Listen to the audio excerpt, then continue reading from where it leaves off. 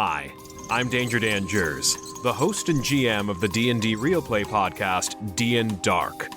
Join us on Wednesdays for an absurd, over-the-top comedy horror adventure, starring some of history's most infamous monsters. I'm Ben Magnet. I play Mary Frankenstein, our barbarian. I am Daniel Cruz. I am playing Imhotep the Mummy, our cleric. I'm Jordan, and I play Larry Talbot, a lycanthropic warlock. I am Grayson, playing Jack Griffin, the Invisible Man, the party's rogue. I am Aaron. I play the Phantom of the Opera, our bard. For more information, go to dndarkpodcast.com and listen to us anywhere you find podcasts. Let's go. Master of all things tabletop. With the Paladins of Podcast. They ruin the games you love by talking rules that suck, how to build kick-ass encounters, destroy worlds, and really get your players invested. So go ahead and throw that fistful of dice at someone. Because we're going on a side quest. What is up, Eli? Hey, Rob. How are you doing today? I am doing fantastic. How are you? Delightful. It's a sunny day. Good to hear. Well, I know that you and I just briefly talked, and the Paladins of Podcast have agreed we're going to start today's episode off with a little bit heavier topic and try to end with a little lighter fare. Yes? Yep. All right. Now, this was your topic that you kind of wanted to ask me a little bit about, and I'm going to ask you a lot of the same questions in return because hearing both sides of the same coin can do nothing but help. So I'll let you fire it up first. I was just curious what you like to do and how you approach world building, at least for an area that the players will be spending time in. So, like, let's say your players are just about to head to maybe a new nation, a new country, a new area, just a new area that you know they're going to be spending a decent amount of time in. How do you prep that? The factions, the area, maybe the conflicts, even rumors? Well, the first thing I do is kind of figure out where on the map it's going to be. So if I haven't done anything yet, and they're going to be traveling to, let's say they want to find a new city to the east, and I may not have that area really mapped out or planned yet, I figure out approximate area, whether it's going to be mountainous, lowlands, highlands, hilly, flatlands, desert land, etc. And then I start to develop things around that location's geographical elements. For example, so like you start with a map essentially, and you start picking out key points and just creating things there. Yeah, basically. So, for example, when you actually asked, I was truthfully working on developing some place that the contingency heroes had just made it to that I haven't fully developed yet. A few rough ideas. But I chose desert, and then I named it. I was like, I gotta know what I'm referring to this place as. Like, I can't just keep calling it the desert city. And the longer I write the desert city, that means the more often I'm gonna have to go back and change the desert city to the actual name. So I name it. Giving it a name helps me solidify these things. I know what it's going to be called, and if I don't like the name, sure, same issue as the desert city, but at least I tried, right? Do you theme your names at all, like based on where they're going? Like, do you try to build in? I know a lot of GMs that will build secrets into their locations' names, or if you're building a dwarven city, you're like, oh, it's the hold of the deep because it's in a deep cavern, or. So, sometimes, loosely, sometimes. Most of the time, what I end up actually doing is naming things around the location if the location is large enough, popular enough, or has enough of a reputation. So, an example of the desert city, I named Ebon, E-B-O-N, happens to be in the Ebon Desert. Like, all right, so I have this desert, I call it Ebon. Sure, the largest city would be named after the desert. So you've built this city, and then you build important locations where things can happen for the PCs around it? I actually build districts in the city first. build districts. Yep. I get the city kind of mapped out, planned out, build districts, and then put locations they're likely to go. Inns, taverns, places where they're going to seek out information. And then once I have the important places kind of down, then I start working on the NPCs for those locations. And then I found earlier today what that's actually ended up doing. I'm building a network of all these people who are connected that I didn't realize were connected. And it got me thinking about my connections in the real world with actual people. I'm like, shit, it's equally as complex. So when you're saying that you're like building a district and then building all these locations, how much details are you putting down for each district or for each location before you move on? Are you jotting down just names and then coming back later and backfilling more information about these locations? Or when you create a tavern, do you just write down, the Inn of the Resting Dragon? Boom. What else is in this district? It really depends. I'm a visual thinker. So when I imagine a place, I generally write down a quick description of what I think it's going to look like. But it's when the inspiration hits. Like, when you're just writing down something and all of a sudden, like a brick to the face, inspiration is pouring out of you. You can't quite stop. Yeah. So some places get a very big description. Other places get the general gist of a description. When that happens, the larger descriptions are meant to be way more important places then. I'm like, I've written down too much. I got to tie too much to this because it's, in my head, it's too important now. There's too much there. There's too much character in it. And that character has to be applied. And the reason I do that specifically is because that inspiration to continue writing continues to pour out of that specific location. So you're starting with locations and then building towards, I'm assuming, like factions or organizations. So you start with the location and then build out what's there, and then who inhabits it. Usually, when you mention things like factions or organizations, sometimes I will end up doing that mid-district build. Like, I will have a Merchants Guild. If I'm working in a Merchants District, like, you know what? This is a great time to add the Merchants Guild. So I'll work out all the merchants in the guild in the district before I move on to the next district. So I'll have one district fleshed out, whereas other districts will just be skeletons. I do it in a little bit of a reverse order. I start with a map or a location of them. And then the next thing I'll do is I'll build the organizations or the inhabitants. Essentially, what I'll do is be familiar with the concept of like Venn diagrams. Yeah. So essentially, what I'll do is I'll make a 4, 5, 6 part Venn diagram with all the different factions or organizations, essentially like the driving forces in the area that I'm trying to build. Okay. And in that way, I can see like where the two different concepts overlap. I need to either create something or have something missing for a specific reason. Okay. So, like, if I have like an orc faction and maybe a town, where they overlap is there might be orcish raids, and so I'll write that in between, and so I can kind of populate out the kind of driving action or where things overlap. Mm-hmm. And then I build the key locations, taverns, battle sites, just important areas in the region. Okay. So yeah, it's similar, but you start with the driving connections, the people, and work from there. Whereas I kind of give the establishment, and then that's what helps me build my NPCs to build the connections. So see, what I've found is like I could create a million things in my cities or my regions, mm-hmm. but players will not necessarily go to them unless they have a reason. And right. So by having these organizations and kind of the reasons or where they interact, that's kind of where I feel like you get movement in a region, and the players will typically follow movement, action, rumors. So then I don't have to create areas that will never be visited. See, that's true. And I end up creating a lot of areas that may never be visited.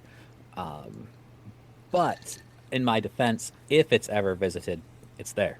That's why I've got ridiculous backstories for so many NPCs, because all of my players tend to ask for some god-awful reason, and I don't have to think of something off the fly. It's flip to page 32 of my world book. It's right here. So having that information for me, that's what I really enjoy doing. So it's there for if they ask. Otherwise, it has no real necessary involvement, but it's there for my pleasure. That's what makes... Yeah. If I may interrupt, how often do you reuse something that you've built? Let's say, like, if you built a tavern in City A and they never visit, will you reuse that tavern idea in City B? Only if it has never come up before. So it can't even be one of those things where it's mentioned in passing from City A, because if it was mentioned in passing, it's locked in. If it's not even mentioned in passing, yeah, I'll rip it out. I'll toss it in City B. Sometimes, How do you keep track if they're mentioned in passing? Because I have a giant Excel sheet of like all the generic adventures, locations that I like created, and if I've used them, I'll put them in. I'll like mark where they are on this Excel sheet.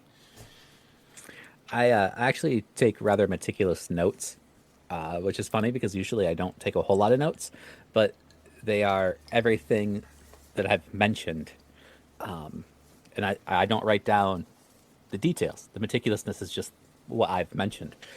And if it's not in the notes, I'm free to use it. And I actually remember quite a bit of how the game goes down, so I know what I can and can't use.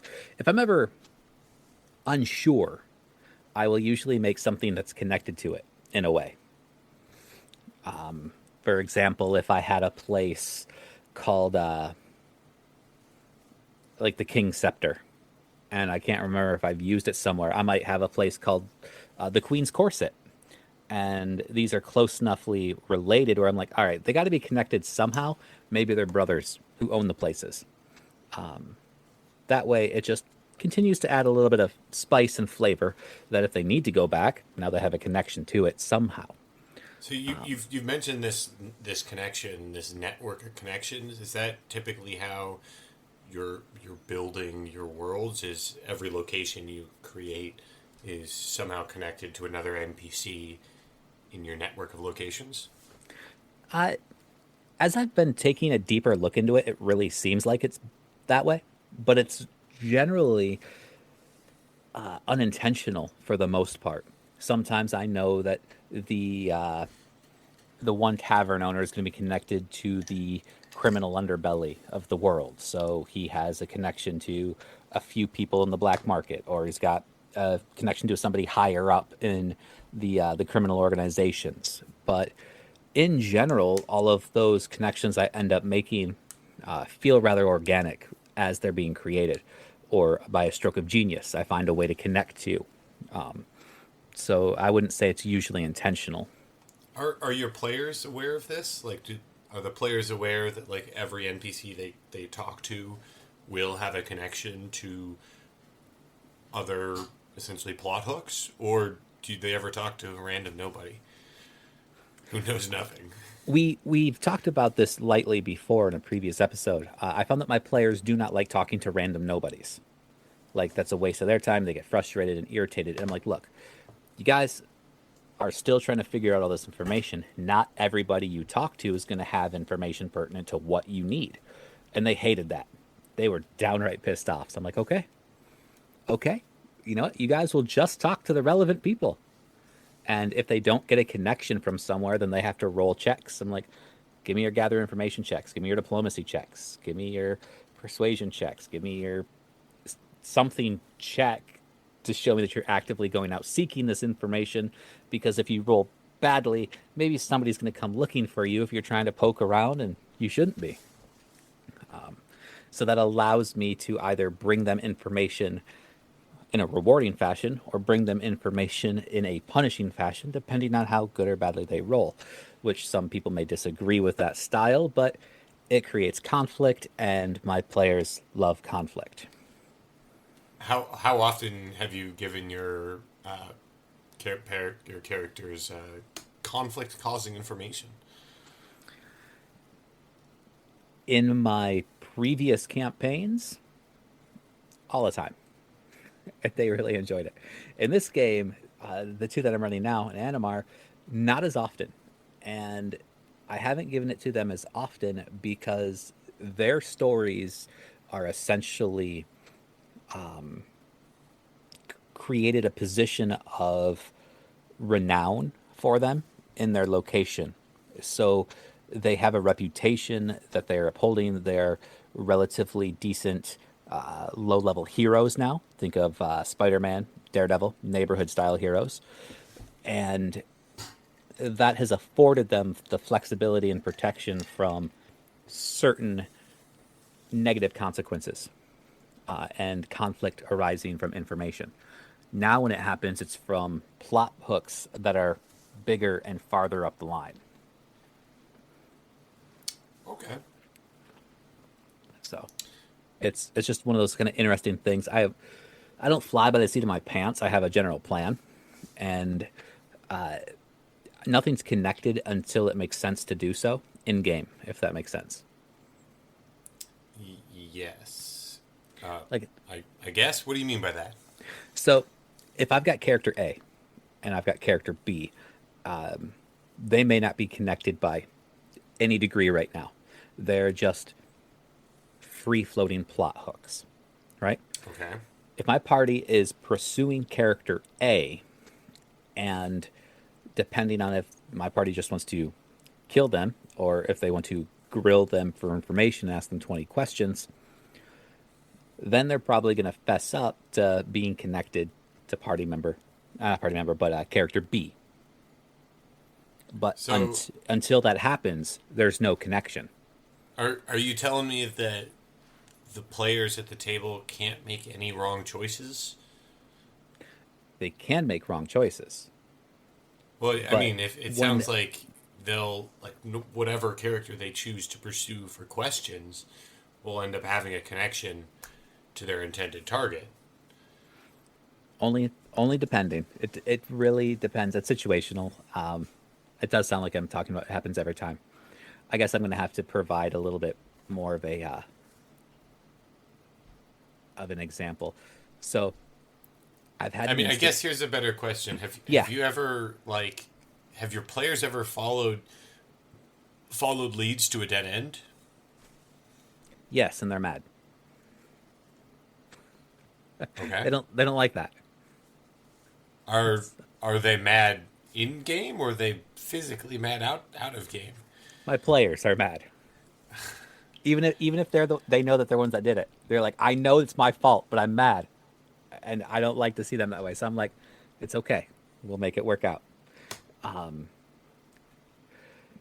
Have you ever had a chance to listen to your players build theories about NPCs and your plot hooks? And they connect dots in ways that you have never expected? Yeah. I pretty much always. That's the players will see 100 different things you'll never see. That's when I really utilize the A to B connections, is when they spot these things or try to put them together first. Because they feel amazing when they feel like they're right. But no, I don't always allow them to be right. They do have plenty of that's wrongs. Yeah, I mean, I love listening to my players theorize, and I think sometimes players will come up with better answers than you can as a GM. So, I think it's great to steal their ideas. I love stealing their idea in a way where they feel like you had the idea first and they just found out about it. Yep. That's a natural progression. I think as a DM, if you have that ability, and you see the excitement on your players' faces, like, oh shit, I figured that out. That is incredible. You hear it in their voices, and you're just thinking, hey man, that was all you. I tell my players, like, guys, that was all you. They think it was me congratulating them on being all them on figuring it out, but really, I'm telling them, guys, It was all you. Did I tell you about Masochist, the gift giver, in one of my campaigns? No. Oh, 1 second. Yeah. Hello? Hey, Oh, welcome back. what are you up to? Oh, in the middle of the podcast. Oh, hey, sorry. No worries. I'm back. That's cool. I'll have to try to remember to edit this out. I think I missed an edit in one of the last episodes, too. There was a big pause. Maybe. I have no idea. All right. Anyhow, so You're telling me about this thing. about Masochist. Masochist is a demon that the contingency heroes freed. Is that the one from the gold prison? The gold nugget, yeah. Yep. Yeah. So the description that they were provided made sense to me because I at least had an idea of the gold nugget and the center of the gold nugget. And everything I gave them information wise has led up to the fact that every other time I've ever played with one of these individuals would treat it like Midas's hand. They would cover it in something that would turn into a hard golden shell and it would continue to grow from there. We talked about what it did last episode. Correct. My players initially thought that it was a dragon egg. A golden dragon egg. When they had that idea, I thought, not a bad idea, but a little powerful. At this time, I still did not have a solution for what it truthfully was. When did you decide it was a prison for this demon? When they popped it. Okay. What? Okay. Why did you choose to have it be a prison for this demon? Because in Okay. what- You chose it to be the prison for this demon, and then you chose to have a pretty much non-interactable situation with the players with that demon. they talked Why to it did for you a choose second. For a second, and then they mind controlled, and then just dipped. Correct. Why? Are you ready for all the connections that spawned out of this now? I mean, You're totally this ready. is all 'Cause- connections that you're seeing, right? But yes. Are the players? Nope. They're putting all the pins in place though. Like if they don't catch on to some of this shit soon, they're gonna have to pull out their notes and read them again. What I mean is like, what is there for them to catch on to in this scene? All right.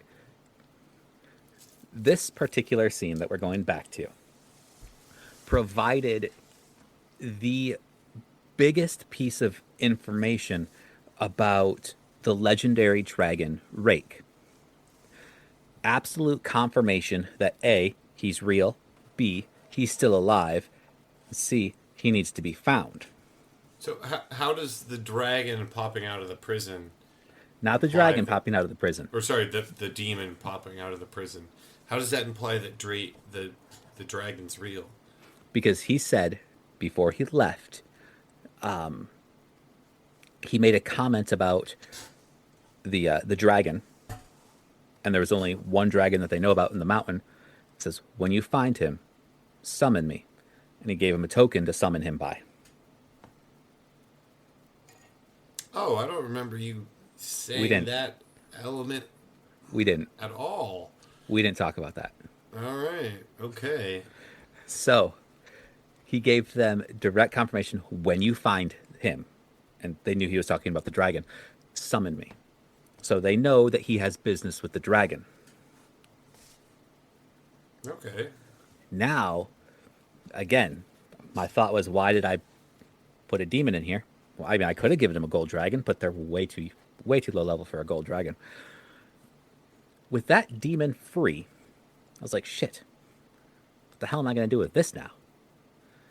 I've got a player in my other game, my Twisted Justice campaign, who came from the occult, who actually wrote down in his backstory that somewhere far away, his great-granddaddy made a pact with the demon somewhere along the lines.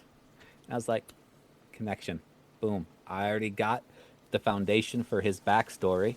I This is needed the demon This that's is the- connected to the other character. this is the demon. So both parties are influencing what's going on with each other's stories directly, but it feels indirect. I wouldn't say that's directly. It's very indirect. They are directly. For example, when the mountain split open and drakes decided to fly all over the horizon, a few days later, they made it to the city my other campaign is in, and they started feasting on citizens during the jousting tournaments. So Did my that party affect got the to players? fight. Oh yeah, my they my fought party them? had to fight dragons. Oh, lovely. So I mean, like I said, these connections aren't always there until they make themselves apparent. And sometimes I got to make that, like, I make a decision. I'm like, they want this one thing, but who they were dealing with was not, and he's not a good guy. He's going to make What sure they're else screwed was- over. What else was on your table of options for what was inside this gold thing? Oh, literally anything. A MacGuffin, a book, a leaf, Or just invisible gunpowder. anything? All right. Anything. But I just pulled something that made sense for the story, and the reason I ended up choosing demon is because the reason Rake is a dragon now, before he was actually a man, he was a powerful wizard. He made a pact with a demon to be transformed into a powerful dragon. So he is the demonic legendary dragon Rake. This also happens to be the guy who gave him that power. Interesting. All right.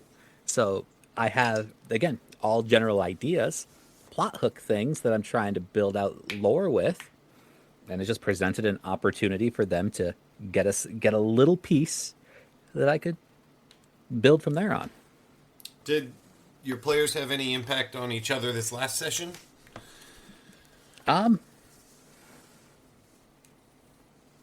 No, not yet. How did your last sessions go, by the way? I guess I never asked you that.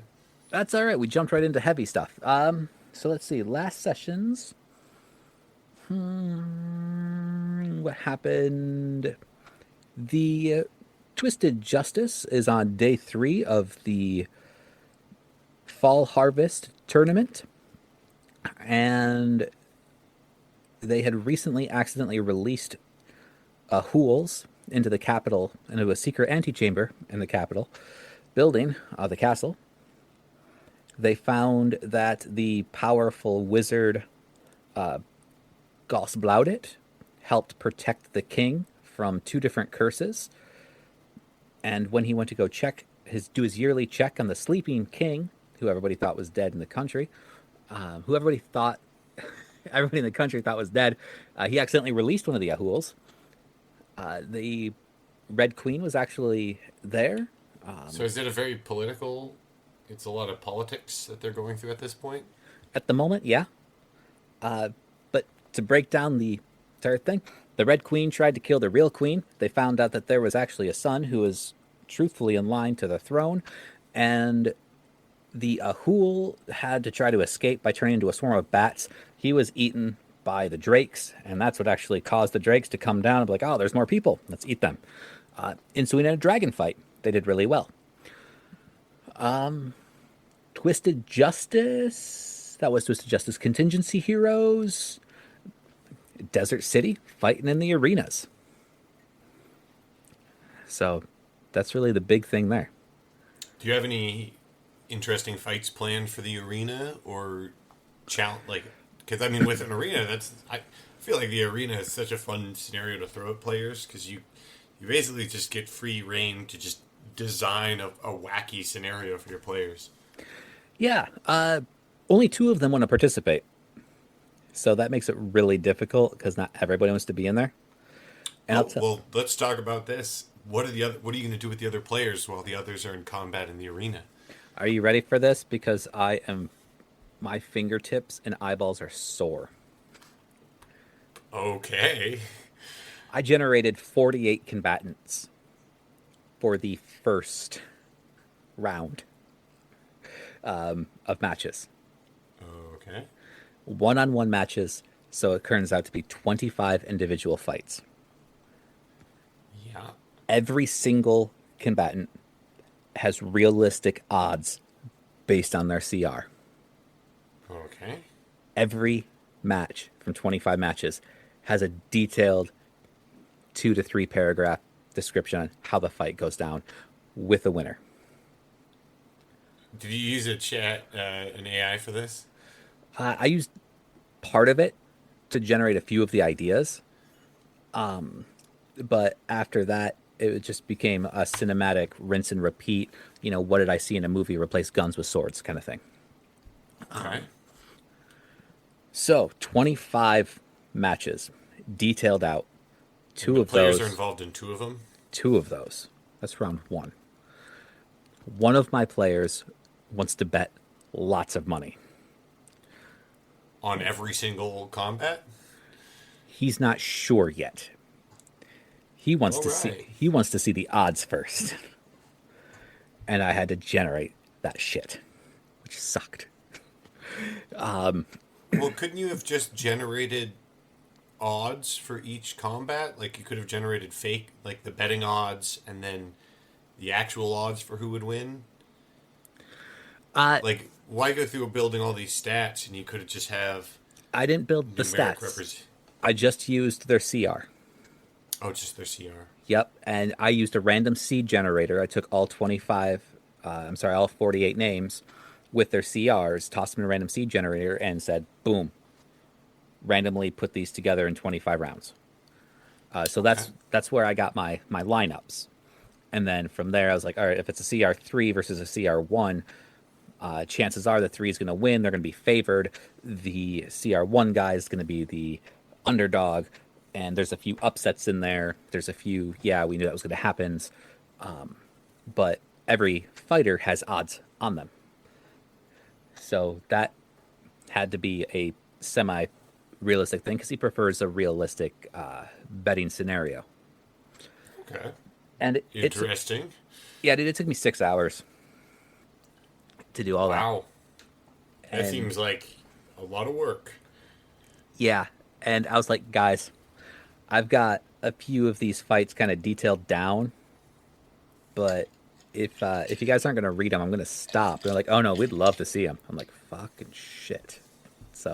Oh, drat. Yep. Well, are the players going to be able to influence the odds at all while they watch? This round, no. The players. Okay. But what about next rounds? I feel like your person that is betting is going to want to do something to influence these rounds. Yes, very likely. And once they kind of get the feel of the arena and the city and the gladiatorial pits and how things work, he'll start to be able to do things. And when I figure out what he wants to do, I'll be able to build that in. Like, he's going to want to influence things. We'll have a roll to change a few numbers here and there, kind of like a persuasion setup. Out of the entire party, the 2 who want to fight are kind of left outside of the betting, but they could bet on top of themselves if they wanted or against themselves and throw the fight. They've thought about that. They talked about it. But the other players, one is super heavy into betting, one is a little into betting, one's kind of thinking about it, one has 0 money and just isn't sure what to do.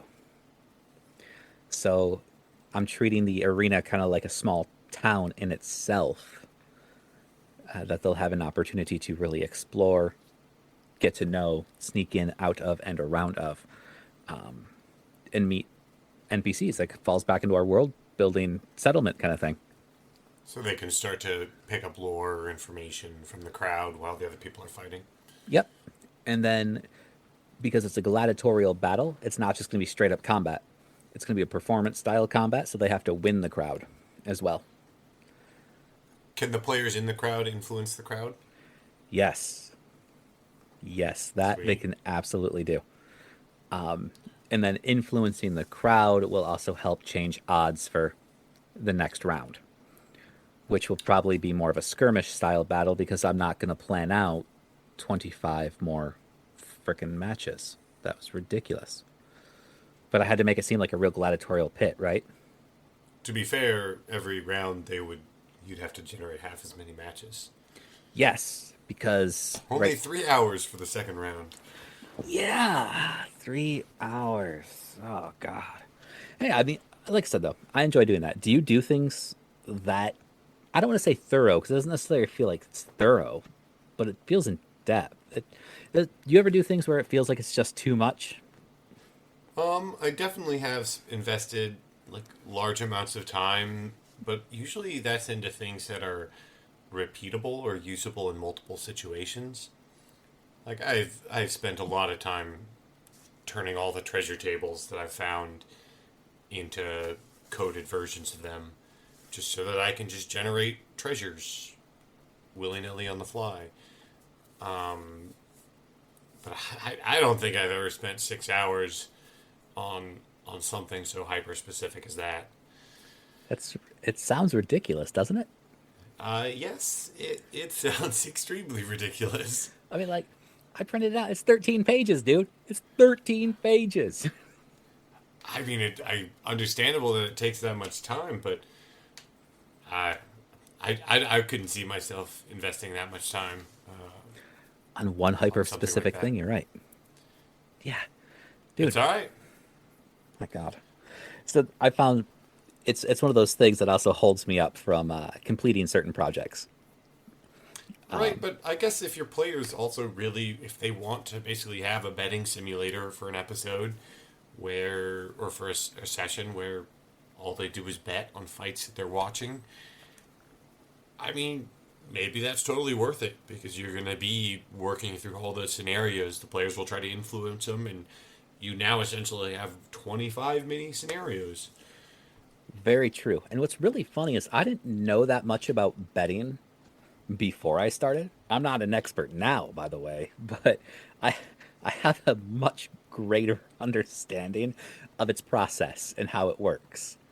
Do you have any pickpockets in the crowd? Yep. The one who wants to bet all the time. No, I'm talking about NPCs. Yes. Because your players should definitely be careful walking around and probably winning lots of money. So, speaking of this is hilarious. I distinctly remember certain players having a lot of cash left over from character creation. A lot of gold pieces. They just hang on to them. Like, we don't have a banking system set up in the world at the moment. Maybe we do and they haven't found it. I don't know. But the weight to gold coin ratio is, I believe it's 50 gold coins per pound. So when my players are walking around with 2,000 gold pieces, they're essentially walking around with a backpack full of gold hanging off their waist. Every single time that they remember that small detail, sure enough, there's going to be a pickpocket added to the city somewhere. And whenever they talk about money, they all remember that they're walking around with a whole lot of extra cash. So, yeah. So yeah. Why don't you introduce pickpockets before they remember? Like, why don't you remind them by tossing pickpockets randomly at them? The reason I haven't done that yet is because I want them comfortable in the game. And I've got a few new players who aren't that comfortable with the response option yet. So like a GM responding to what they do? No, responding to a GM scenario that happens out of the blue. So they're getting What do you mean by that? If they're walking through a town square and a pickpocket comes up and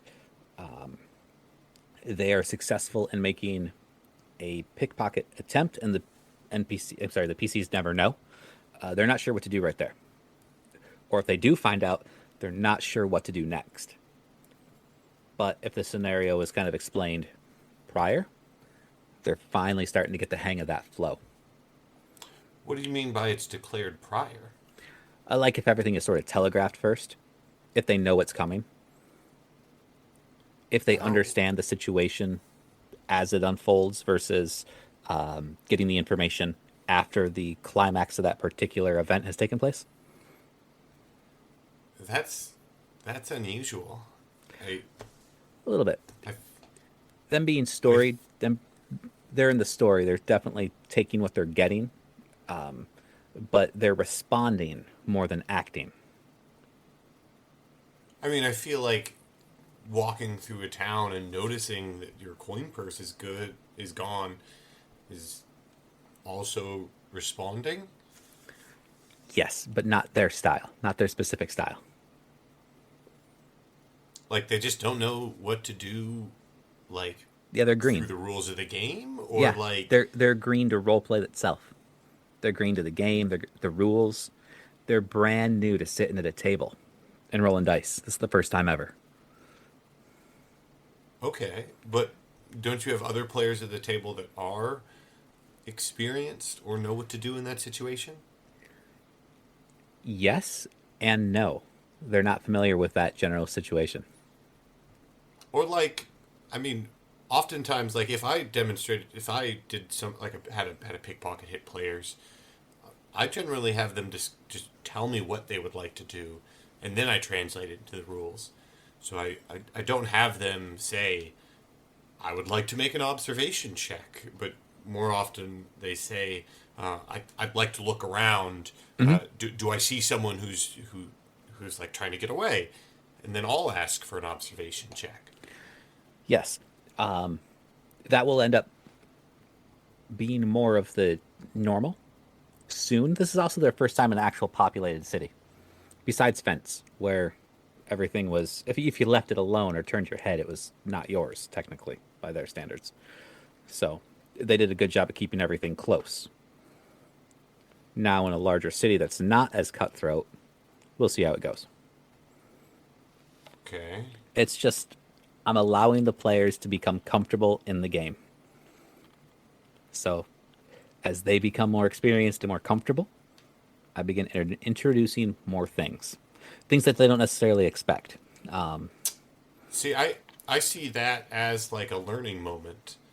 Like if you introduce a situation that they're uncomfortable with, then you let them know how the game handles it, or you like, I feel like that's how you make someone comfortable in the game, is through experience. Yes, but I don't want them to feel like they're being penalized. Okay. So yeah, I mean, my that checks out. My absolute newest player to the game, like I said, 0 experience. Never played a pen and paper style game before. He had been interested in it, but he's never researched it. So he didn't spend like any of his gold in character creation on anything. And I told him, hey, you got to be careful doing that, because you're going to end up running into places that people are just going to try to steal your money, jump you because they know that you have a lot. He said, okay. But because he has done 0 anything with his finances, like he hasn't even bought anything, he's like, nah, I'm good with what I got. He's understanding that his capital resource, he's starting to feel like it's, I don't want to say unlimited, but it's pretty secure. That's when I'll end up kicking him in the dick with it, because it's not secure. But he's also becoming more comfortable with the idea of the game itself. I don't really feel like he's being penalized for not spending money, so he's being targeted, when realistically it makes sense. He's walking around with a backpack full of gold. Obviously, he would be a target, but being new, I don't want him to connect dots like, I'm new, I got a backpack full of gold because I don't know what to spend it on, kind of thing. I want him to acclimate better. All right, yeah, that makes sense. A new player, yeah, you definitely want to make sure that they get their feet before, yeah. Pull the rug out from under them. Yeah. Yeah, and that's it. And I'm not babying my players, because we've been in a... So, yeah. Just curious, you could just have a pickpocket target one of your veteran players. I don't have anything. My veteran players spent all their money. I mean, that doesn't necessarily mean they won't be targeted by pickpockets. Like you could still have their bags being stolen to build tension. Correct. But remember my nitty gritty gambling player? Oh, yeah. He is more than accepting of the fact that if there's a pickpocket around and he gets targeted, anything on his character sheet can be stolen. That can be stolen is free to be stolen or attempted to do so. Which I love, but if I give him an inch, he will take a mile. And then everybody else will sit down while I got to try to figure out how to work this guy's shit with everybody else's. Sometimes the balancing act is a little bit more of a pain, so I keep them kind of grouped together for right now. Interesting. All right. Yeah. That makes sense. And that way, if a building falls, I get them all at one time anyway.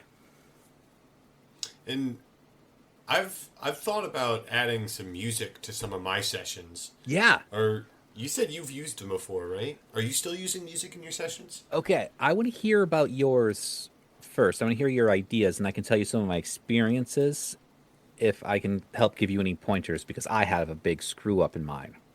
So I had a subscription to Sirenscape, and since we're playing online, I had one of my players basically just hook up another Discord user, and then they would export Sirenscape music into our chat. Mm-hmm.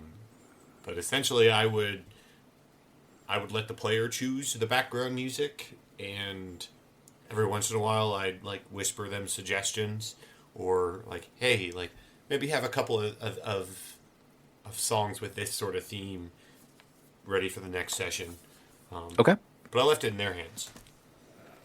I did that because I didn't want to do more prep work myself, and because I also thought it's a good way to convey, like, it gave the players a little bit more control of the narrative, because if the players choose a song that has a certain, if, like, I know that the general feeling that they have by kind of the music that they're choosing, just because I now know their mood. Mm-hmm. Okay. I like that. It's decent.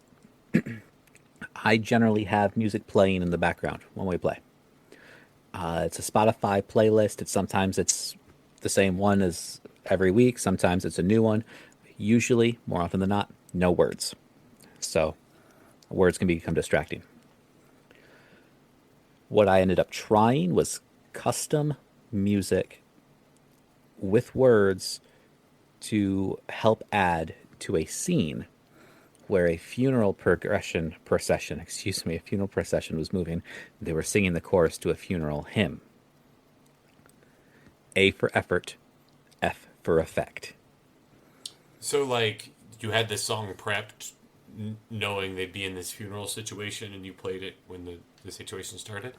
Yes, I did. I made it. I compiled it. I'm not like a great producer or anything. I had to pull from multiple different resources and use my limited knowledge because I didn't do any of the vocals. It was criticized because it was a little off key. Timing was off. It was just, I guess, bad production. Okay. And A for effort, F for effect.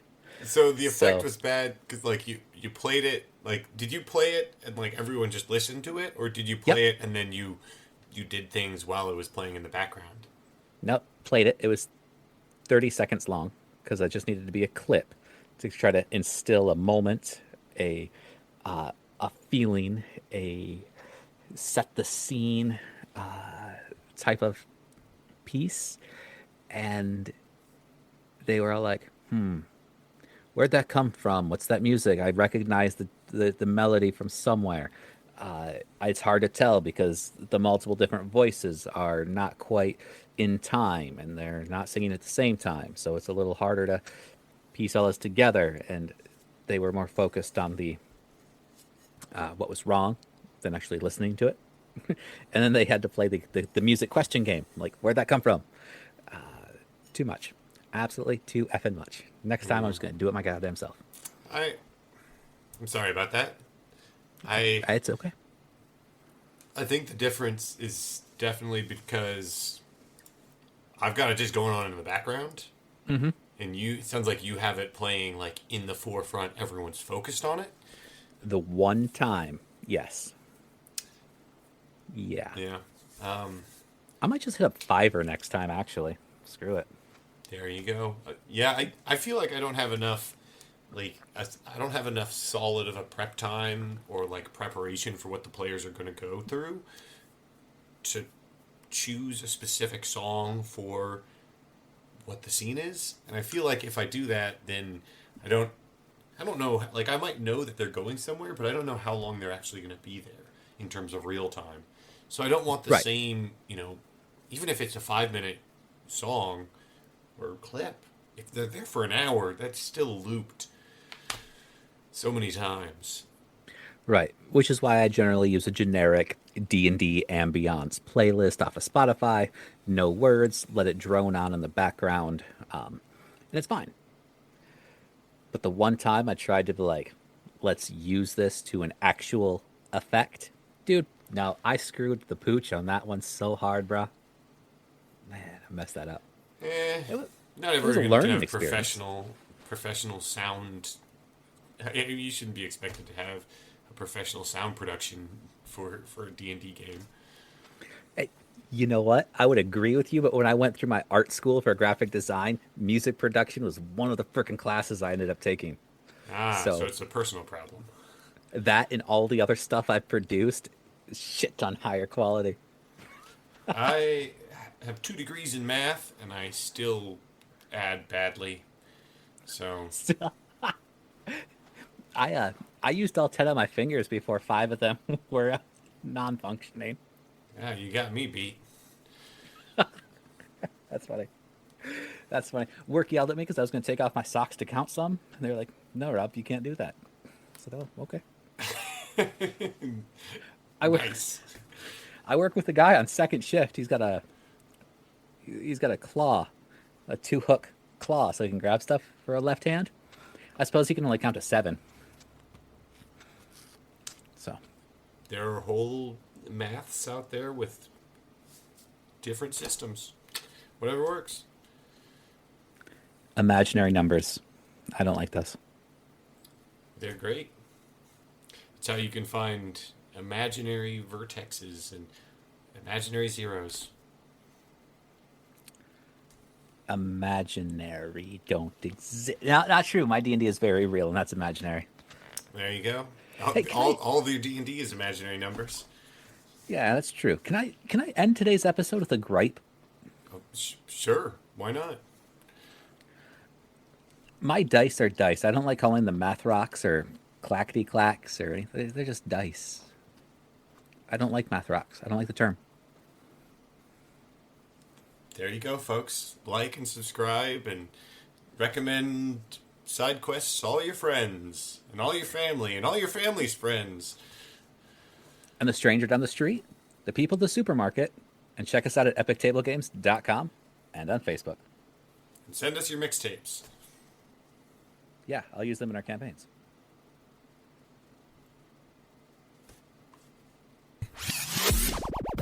Okay, new intro. We've changed the name, and we're still using the word paladin. Paladin.